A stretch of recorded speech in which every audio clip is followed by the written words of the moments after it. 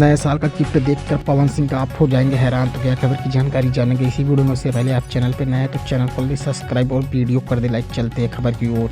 तो आप लोग को बता दें भाई लोग, नए साल पर मोदी जी से मिलने गए थे पवन सिंह। मोदी जी जो इंडिया के प्राइम मिनिस्टर यानी प्रधानमंत्री हैं, प्रधानमंत्री से मिलने गए थे पावर स्टार उनके कार्यालय दिल्ली पे मिलने के बाद पवन सिंह से मुलाकात करने के बाद उस नए साल के दिन मोदी जी ने दिया पावर स्टार को बहुत बड़ा गिफ्ट। और इस गिफ्ट के बारे में कहा जा रहा है लगभग ये है 5 करोड़ की। अभी तक भोजपुर में किसी के पास नहीं है यह गिफ्ट।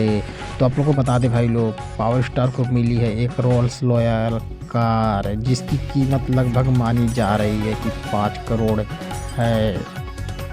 एक लौते स्टार बन गए हैं भोजपुर में जिनके पास यह कार है। आने वाले समय में मोदी जी के साथ दिख सकते हैं पवन सिंह।